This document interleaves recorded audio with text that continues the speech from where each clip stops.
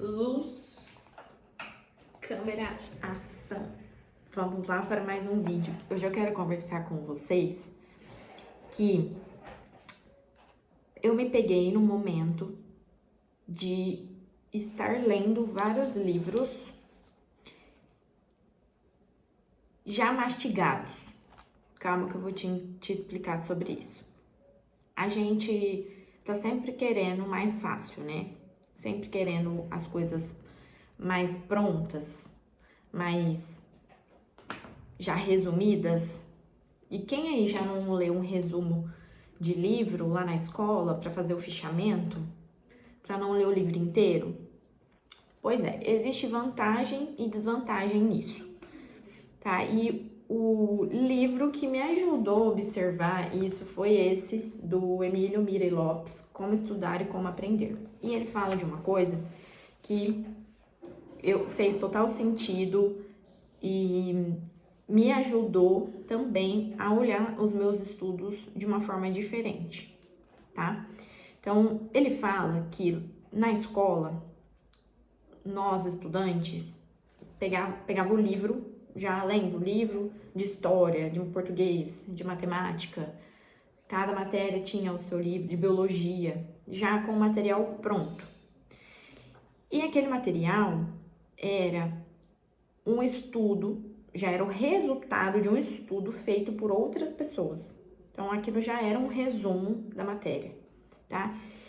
Isso é bom, por quê? Porque economiza tempo e concentração, porque você já vai direto no ponto. Mas existe uma desvantagem aí, que é você não tem um bom aproveitamento. Por quê? Porque a pessoa que resumiu aquilo, ela entrou em contato com uma realidade mais extensa.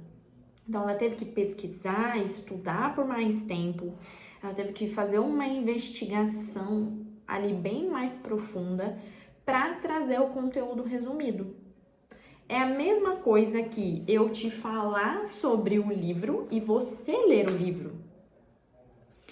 O que eu falar sobre o livro é a minha visão daquilo, da realidade que eu tô vivendo, do momento, do contexto que eu tô vivendo, da minha forma de ver a vida. Agora, quando você pega o livro e lê, você está acessando uma realidade diferente. Você está entrando aqui, ó, no contexto de todo, né, de toda a pesquisa ali que a pessoa fez, tudo que está envolvido nesse livro, porque eu tô te contando uma parte, mas toda, né, fazer toda essa investigação.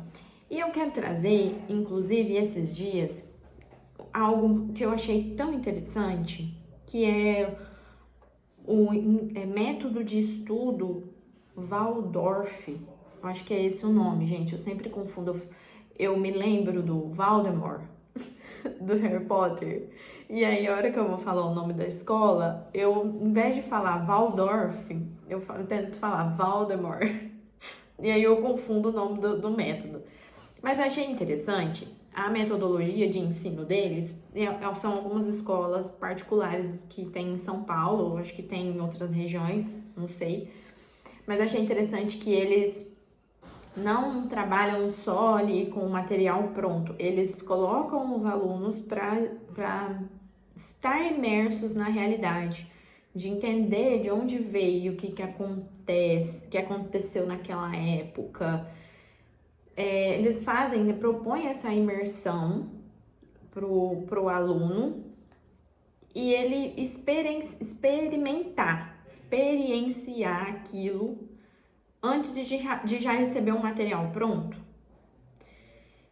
Uma das coisas que eu achei super legal é que uma dessas moças que eu assisti o vídeo, que foi uma das alunas dessa escola, ela fala que aprendeu a criar uma bicicleta. E eu falei, caramba, olha que doido, o que ela teve que aprender para montar uma bicicleta, para criar uma bicicleta? Ela teve que aprender muita coisa, mecânica, sei lá, o material que precisa para fazer, as medidas, Então, assim, envolveu uma realidade para ela criar, para entender como que ele cria aquela bicicleta.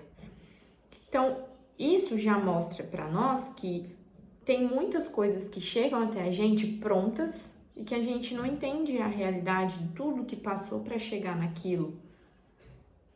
E isso tem aquela desvantagem que é não ter um aproveitamento, né, melhor da nossa inteligência e meio que cair de paraquedas no assunto e não entender direito o porquê que aconteceu, de onde veio aquilo.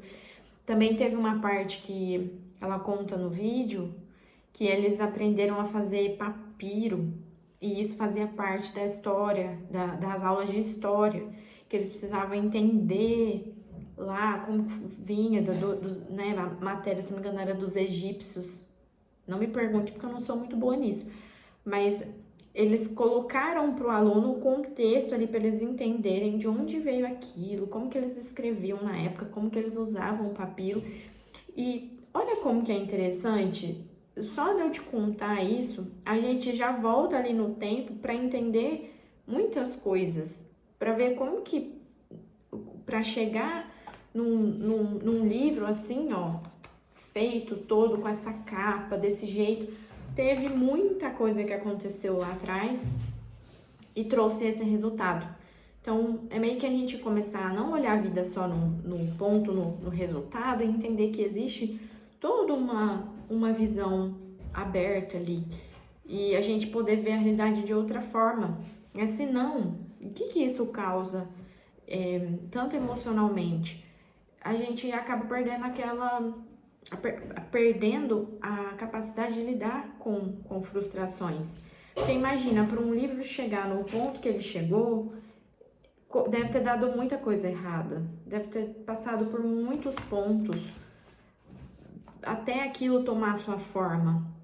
Deve ter tido muitos, né? Os caminhos ali que ele deve ter passado devem ter sido muitos e deve ter tido horas e horas de estudo, de para elaborar tudo aquilo e conhecido pessoas e ele ter passado por experiências até chegar naquele resultado. Então, se a gente só olhar o resultado, se a gente só querer as coisas prontas e mastigadas, a gente meio que não dá valor, né, para todo o contexto que aquilo se passou. Eu achei muito interessante esse método de ensino, e eu quis trazer para vocês até como um exemplo real de que quando a gente está disposto a ter uma visão maior, a gente começa a entender que existe um tempo para as coisas acontecerem na vida. Existe um momento de aprender, um momento de ensinar, né? Assim como a própria natureza acontece de nós termos um momento, o tempo da infância, da adolescência, do adulto, da velhice, e que essas fases, cada uma delas vão trazer coisas diferentes, ensinamentos diferentes, e não querer pular as partes, mas viver cada uma delas.